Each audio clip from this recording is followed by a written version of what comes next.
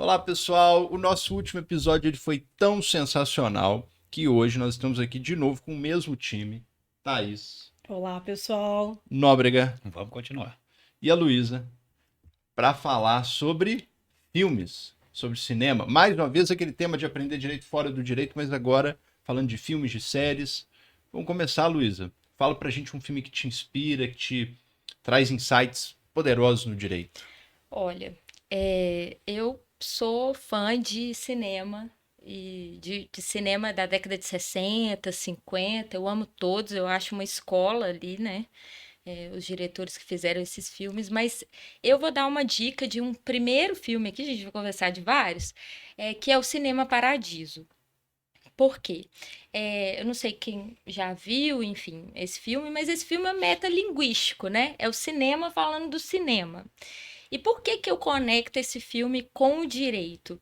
Porque, em que pese sermos advogados, né, e falarmos, igual você falou no episódio passado, de que a gente tem que falar sobre direito, a gente tem que fundamentar juridicamente sobre direito, é possível se fazer os fatos, por exemplo, sob uma perspectiva lírica, sob uma perspectiva mais subjetiva, sem um pieguismo, né, gente? Sem algo, Exato. enfim, forçado. Então, esse filme, que é o Cinema Paradiso, ele conta a história de uma criança que morava na Sicília, enfim, numa década, talvez 30, 40, né? E ele era apaixonado com o único cinema que tinha na cidade. Então, ele é uma criança e ele é amigo do Projetor. projetor dos filmes. E, gente, nessa época, o cinema era uma loucura. Ou seja, dentro da sala de cinema, as pessoas se beijavam e conversavam, fulano, Beltrano, e gente jogando coisa, enfim, era uma Ainda mais loucura. na Itália, né? Ainda Então, mais na Itália. Então, esse filme é a experiência dessa criança que mora, que passa essa infância vivendo o cinema e a vida dele posterior a isso, que ele vai embora da Itália, vai morar, acho que nos Estados Unidos, algo assim, e ele mostra ali aquele amor, né? Aquela paixão pelo cinema, permanecendo e fazendo dele, da essência dele uma pessoa apaixonada, tanto é que ele vira um cineasta, né? Então, assim, coloquei esse filme como o primeiro para a gente mostrar que a gente tem que escrever com lirismo, falar do direito, usando o direito, mas de uma forma menos pesada, é, engessada. engessada, menos Aham. conservadora, mais contemporâneo, mais moderno. Enquanto, Devolver ao direito a humanidade perdida, né? Exato. enquanto a Luísa falava, eu fiquei lembrando de um filme italiano também, que tem muito a ver com a forma como a gente conta uma história, que é um dos meus filmes preferidos. Eu acho que eu assisti a primeira vez, eu tinha uns 7 anos, eu fiquei 2 dias chorando, que foi A Vida é Bela. Nossa. A Vida é Bela, para quem não assistiu, tem que assistir, né? Eu acho que esse é um filme que todo mundo tem que assistir. Separa os lenços. Por Nossa, favor, já estejam morra. preparados, gente, para isso. Tem uma aguinha do lado também, porque você desidrata. É um filme sobre o contexto da Segunda Guerra Mundial, do ambiente do nazismo ali, e do fascismo, propriamente na Itália. E um pai e um filho, eles vão para um campo de refugiados, né? Os nazistas, no caso ali fascistas, né, gente? Não faz tanta diferença, Não, mas não faz. Sim. levam eles para o campo de refugiados. O menininho tem uns 5 anos. O pai é um cara extremamente Lúdico. lúdico, engraçado. Até esqueci o nome do ator, é Roberto Roberto Benini. Benini, isso, Roberto Benini. E ele tem uma coisa de palhaço mesmo, Muito, né? muito. Assim, e ele consegue levar aquele, mesmo estando no pior, provavelmente, dos contextos possíveis para alguém, no campo de refugiados com o filho, ele consegue trazer para aquele filho uma história completamente lúdica daquela vivência. Então vira assim, ele conta para o menininho que eles têm que fazer determinadas coisas ou ficar calado em determinados momentos, obviamente temendo retaliações dos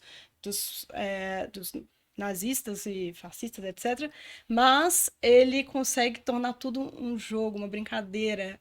Ele, É ele incrível, é extrai incrível. toda a dor ali para aquela criança. E é fantástico. E ainda tem tempo de se apaixonar pela principessa dele, né?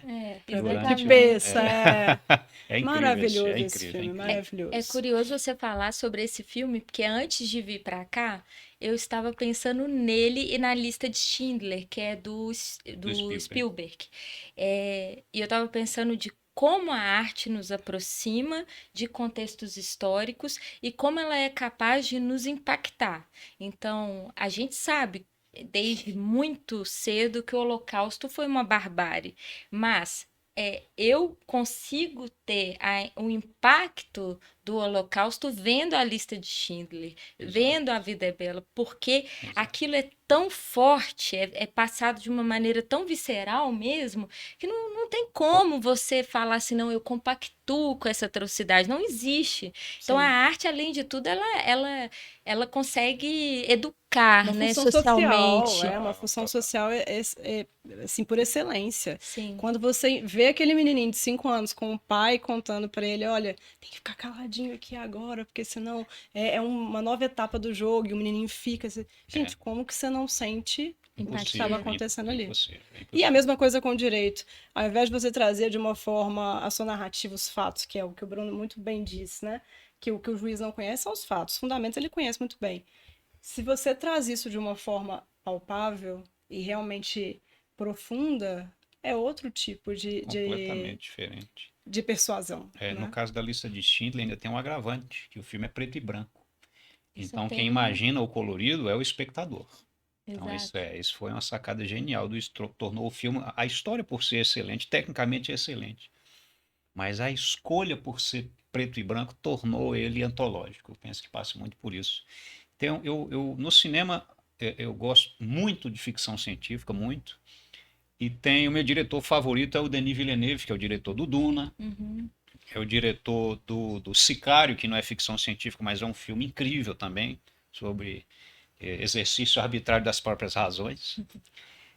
E tem um filme dele que eu acho absolutamente, absolutamente genial, talvez o melhor filme, um dos melhores filmes do século XXI, que é A Chegada, que é basicamente a história do seguinte: de repente pousam umas naves em determinados locais da Terra e o desafio é o seguinte: logo o exército de cada país onde essas naves pousaram se dirige ao local e tentam estabelecer uma comunicação.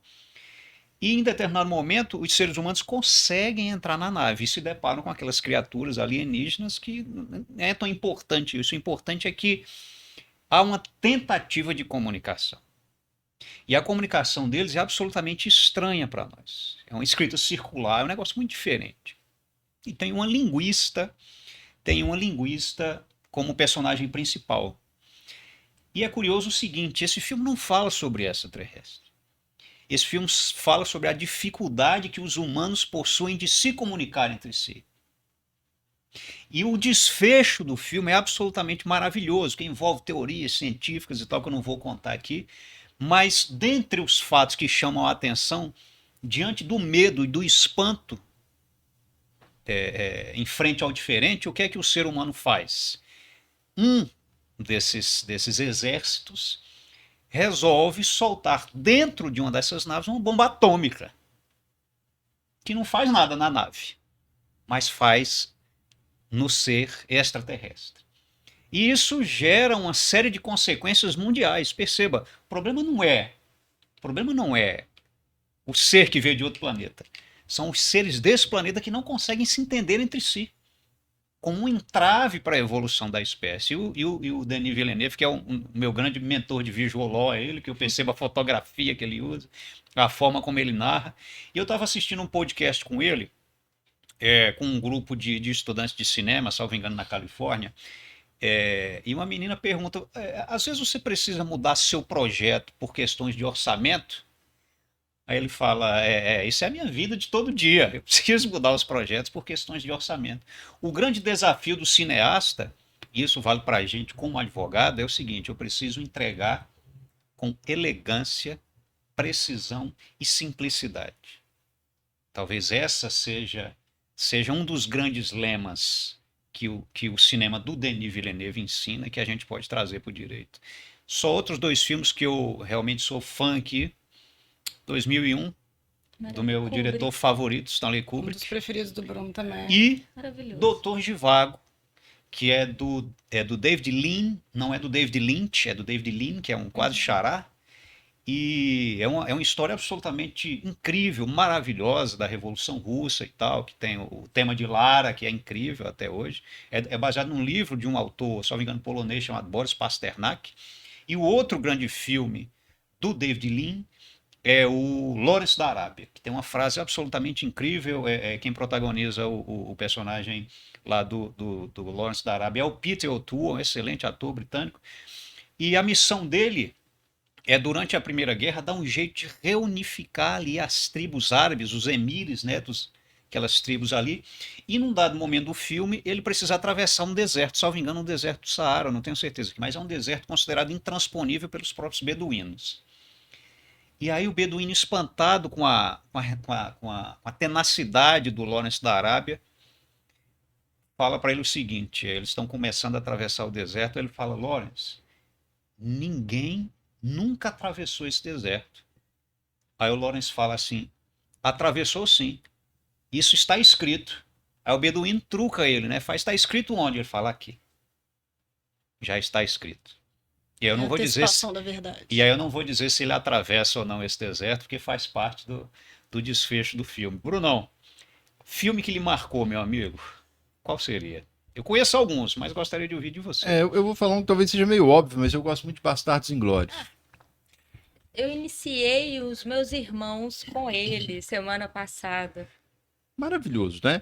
E o que me marca muito nele é a atuação do Christopher Walsh. Eu tinha certeza que você ia Maravilhoso. falar que ele Pecado. gente, Ele é sério, gênio, ele é gênio. genial. Ele consegue te fazer sentir ódio e amor. Ele em Django depois. Django perfeito. Ele é gênio. É absurdo, ele é absurdo. Fala o quê? 4, 5 idiomas, um filme É. fluente assim. Ele é austríaco, né? Eu acho que é É. austríaco. É. Ele é gênio. Mas ele tem essa fluidez, essa versatilidade.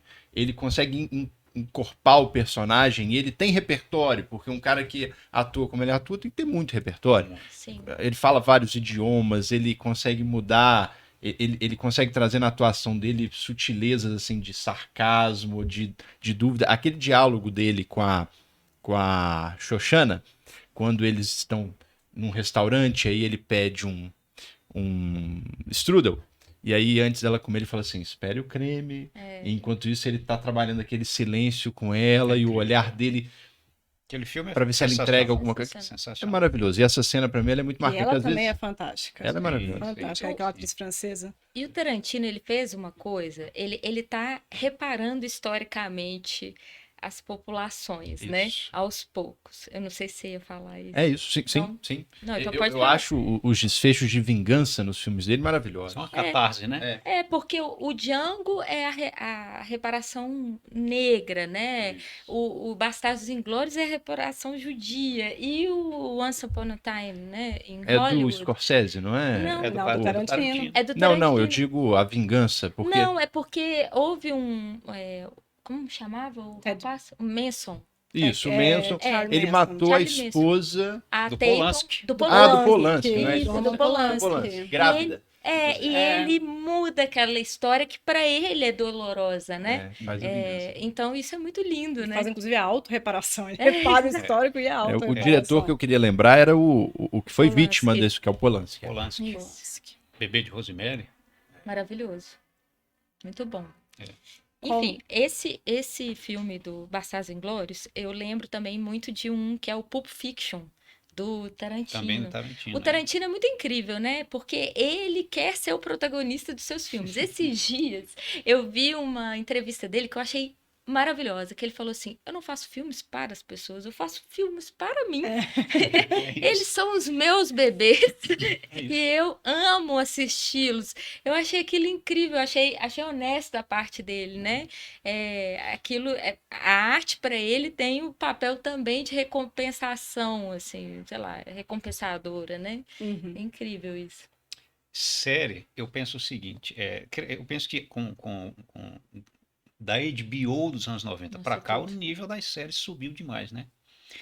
E tem uma série que é muito, muito, muito boa, que eu não me lembro de ter visto nada melhor feito originalmente para televisão, que é Chernobyl. Nossa, eu tava pensando. Que ela é, salvo engano, de 2017 Acho que um ali, pouquinho mais, 2019. 2019 por ali. São 6 episódios, salvo engano, mas eu não me lembro de ter visto uma narrativa tão bem construída, tão bem filmada, tão bem fotografada, tão bem dirigida, porque é um tema pesadíssimo. Você fala do desastre da usina de Chernobyl e o cara transforma aquilo numa narrativa absolutamente envolvente.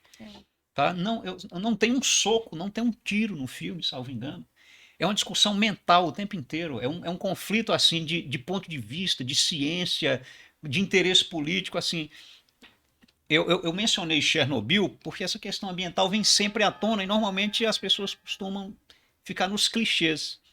Mas para quem tiver interesse em se aprofundar um pouco mais nessa questão específica, um viés ambiental sem a chatice, Chernobyl vale muito a pena. A HBO, normalmente o nível é altíssimo, né? Bruno, aquela cena que estão as pessoas vendo a fumaça numa ponte. É incrível. Aquilo E o me brilho marcou tanto, porque da as pessoas radiação. olhando, olha a beleza daquilo, né, aquelas pessoas todas morreram. Exato. E o próprio negacionismo, né, esconder a verdade, que é inevitável, né? A verdade, ela virá à tona. Certo. E a série explora muito bem isso, né? Tentar esconder que aquilo foi um erro, que aquilo partiu, né, de negligências reiteradas, enfim.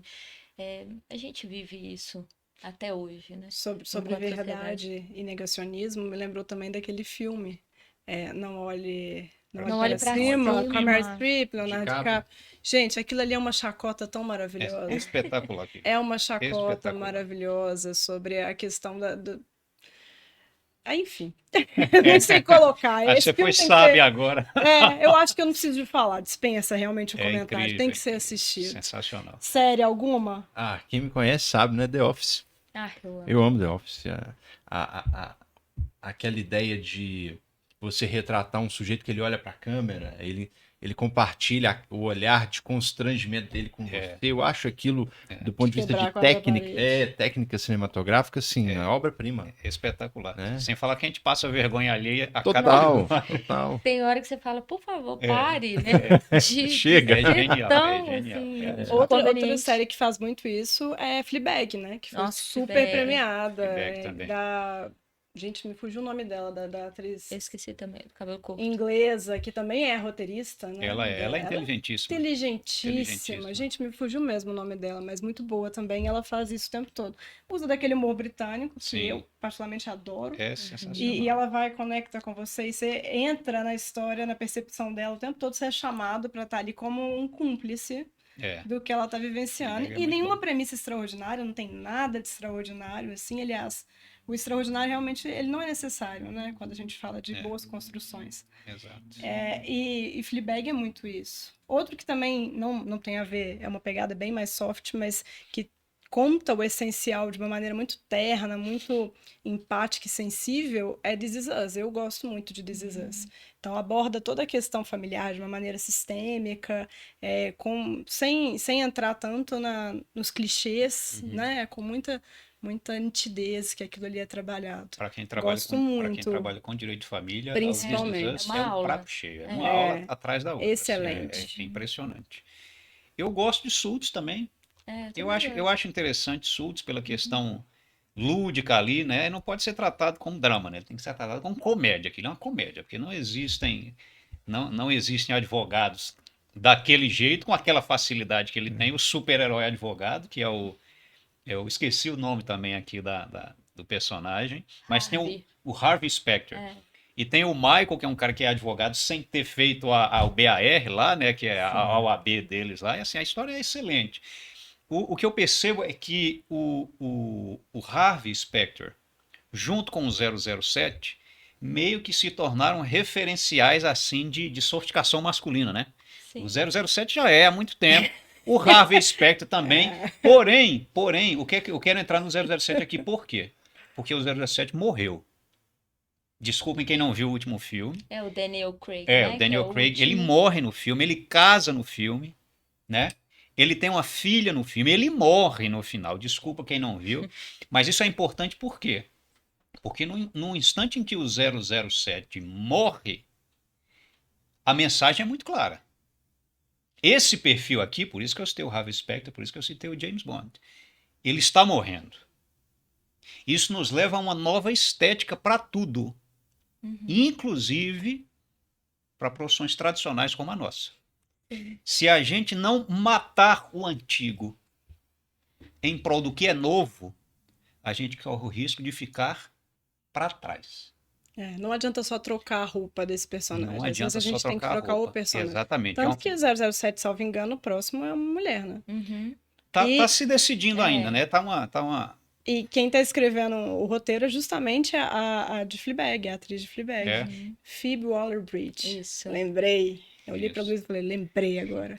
Mas sabe, eu tava te ouvindo falar de Direito de Família e lembrei de uma série que você adora e que eu acho super indigesta, apesar de fantástica. Qual? Succession. Mas eu concordo com você 110%. Maravilhosa. Conta, Bruno, Succession é como? Succession é uma ideia meio shakespeariana do seguinte. É uma alegoria daquela família Murdoch, né, americana, que são os magnatas lá da comunicação dos Estados Unidos. E seria o equivalente ao Grupo Globo lá dos Estados Unidos, só que maior. E aí o patriarca da família, ele tem um problema de saúde e começa a cogitar a aposentadoria. E os herdeiros dele começam a, ainda que disfarçadamente, brigar para assumir o posto do pai. É o herança de pessoa viva. É o pacta corvina. A gente vê pouquinho na nossa profissão, né, gente? E olha só, você é um misto de incômodo assistindo e deslumbramento por saber do grau de realismo daquilo ali. As manobras que os filhos fazem para assumir o poder do pai, as manobras que o pai faz para manter o poder, custe o que custar, tudo isso num enredo excepcionalmente bem construído. Talvez seja a melhor série dos últimos anos, seja As Succession. atuações também são Maravilhosa mesmo. fantásticas, Incríveis. fantásticas. Pesado. Eu destaco um episódio da segunda temporada em que eles vão caçar porcos selvagens na Hungria. Negócio, cada um no seu jatinho, eles aluam um castelo, um negócio assim, de altíssimo padrão. E é uma tradição da família caçar esses porcos selvagens, né, esses javalis, nem sei se é javali. E no final do dia tem um jantar. E o que acontece nesse jantar é uma das coisas mais humilhantes que eu já vi num filme ou numa série e que chega a esse ponto de absurdo porque é real. Na vida real eu vejo aquilo acontecendo sem maiores dificuldades. Então, quem sobreviver a Succession, que tem talvez os melhores diálogos da televisão hoje, são do Succession. Nesse episódio da segunda temporada, essa caçada dos porcos selvagens na Hungria me marcou muito. Eu fiquei uma hora assim, estático, sem entender como é que alguém poderia fazer aquele tipo de coisa. É incrível, realmente, vale a pena demais. Você já falou de série, Luiz? Não. Então, eu vou falar de duas. E duas têm muito a ver com essa visão nova do direito, tá? Uma é The Last of Us. É impressionante para quem gosta de jogos como eles conseguiram fazer uma série baseada num jogo e num realismo assim profundo, colocar as relações, a complexidade das relações diante de um Como é que chama o protagonista? Pedro Pascal, não é? Pascal, O ator? O Bruno parece com Pedro Pascal. Não, Ele acho tá querendo não, que eu eles falam fale, isso, ele eu parece não com acho, Pedro Pascal. Não Mas, acho. mas o que eu acho interessante é isso. Se você for olhar as interfaces dos jogos, né? Gente, na nossa época, os jogos tinham uma interface completamente diferente. Hoje, eu não sei se vocês já ou jogam, ou já viram pessoas Eu lembro de jogando. GTA na minha época, era uma visão de cima de um quadradinho que era o carrinho.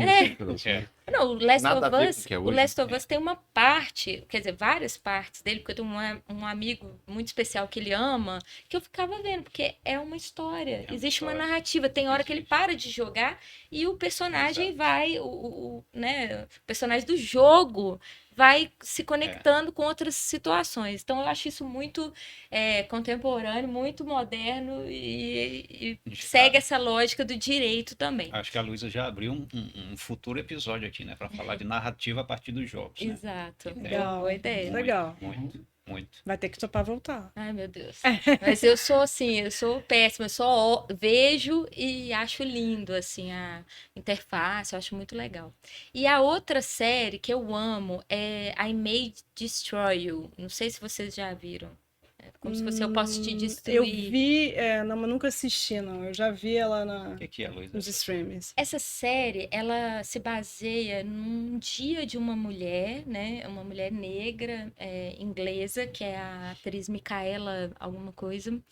E nesse dia que ela bebe, ela fuma, enfim, é um dia de loucura e ela acorda e ela se dá conta que ela foi abusada sexualmente. Então, assim, primeiro, é uma série extremamente pesada. É realmente I May Destroy You. Para nós mulheres, eu acho assim, então te toca muito, te gera esse lugar de incômodo muito grande. E ela passa, a partir desse evento, ela passa a entender aquilo ali e a procurar soluções para ela viver com aquela dor ali que ela está sentindo. Então eu gosto muito dessa série pela questão da narrativa. Há um momento em que ela procura uma espécie de vingança. E o episódio todo, ele se dá em capítulos do que ela poderia ou gostaria de ter acontecido para aquela vingança. E você não sabe, de modo que você não sabe o que aconteceu de verdade. E Nossa. toda vez que eu vejo esse episódio, eu lembro das várias vezes em que eu estive no Word digitando os fatos para os meus clientes e falei: Querendo isso vingança. tá horrível, retiro. E sabe? E construo narrativas diferentes, entendeu? Ah, isso aqui não tá legal, vou tirar. Ou isso aqui não se adequa. É isso, né? Essa série faz esse link que eu acho lindo. E, inclusive, só um gancho também, um filme que faz muito isso de maneira magistral, chama Animais Noturnos. Não sei se vocês já viram. Que é com a Amy Adams também. Da Chegada. Exatamente. Da Chegada. Exato. Esse filme mostra a narrativa sobre o que aconteceu que você não sabe se é decorrente do livro que ela está lendo, você não sabe se aquilo aconteceu de verdade. Então, o diretor tem essa sacada linda, né, de deixar ao seu alvedrio achar o que quiser, né? Eu acho isso lindo. Eu acho que essa... Eu lembrei de um filme também sobre memória que eu acho absolutamente genial. Genial. Que é Brilho Eterno de uma Mente Sem Nossa, Lembrança. lindo. É incrível aquele filme. É com Jim Carrey e a Kate Winslet. Kate Winslet, exatamente. que é inclusive outra que tá fazendo séries maravilhosas, né? maravilhosa. Mary of Easttown. É esse o nome, né? Muito boa também. Mare of East, né? Da HBO também, né? HBO também. Excelente. Também minissérie. Excelente. Bem Excelente. lembrado. Aham. Nesse filme do Brilho Eterno de uma Mente Sem Lembranças, eles formam um casal absolutamente improvável. E as relações vão caminhando diferente do que eles imaginavam. E existe uma máquina lá, né? Meio Black Mirror. Meio Black Mirror. Que é outra também. Que estreia a próxima temporada agora, inclusive, nos próximos dias, a 6ª temporada. se eu não me engano. Ansiosos por ela. E o Brilho Eterno de uma Mente Sem Lembrança é a história de um tratamento revolucionário lá, que você deleta do seu cérebro as memórias com aquela pessoa. Imagina, acho que todo mundo na vida tem alguém, uma memória que você quer deletar. E aí a questão do filme não é só o processo de deletar, os buracos que vão fincando acabam tornando a sua vida sem sentido. Sim. Então é um filme incrível, que é tratado de maneira leve, tá mais para comédia do que qualquer outra coisa. Mas os efeitos de desconstrução da memória, visuais de desconstrução da memória, é um negócio incrível, o enredo é muito bem feito. Eu tenho uma percepção até diferente, desculpa, mas assim, eu acho ele super denso. Não acho ele comédia de jeito nenhum, ele dói muito. Não, eu acho que o que ele mostra é que, assim, gente, o amor, dor, sofrimento, decepção, elas existem, São né? inerentes, Isso tudo faz parte do que somos, né, enquanto ser humanos. Isso tudo é duro, mas nos edifica, nos emancipa também, né? Isso é lindo. E esse é o barato, tá vendo? A leitura que eu faço é da comédia. Uhum. A leitura que a Thaís Eu faz também tô na Thaís. é mais pro drama. Então, esse é que é o barato, né? Essa multiplicidade de visões, né, sobre o mesmo objeto ali é o que enriquece o papo, né? E é o que a gente faz nas nossas petições, No né? dia a dia. No dia a dia. Gente, não deu pra ver, mas o tempo Voou. voando. Nossa, Passou voando. Isso aí, então obrigado mais uma vez, Luísa. Obrigada, Gente, foi um Luísa. prazer. Muito bom ter foi você maravilhoso. aqui. Vocês podem me chamar sempre. Estou É. disponível o tempo todo. Com certeza. É isso aí, valeu, Thaís, valeu, Muito obrigada. Nóbrega. Valeu, pessoal. Um abraço, Até mais, pessoal. gente.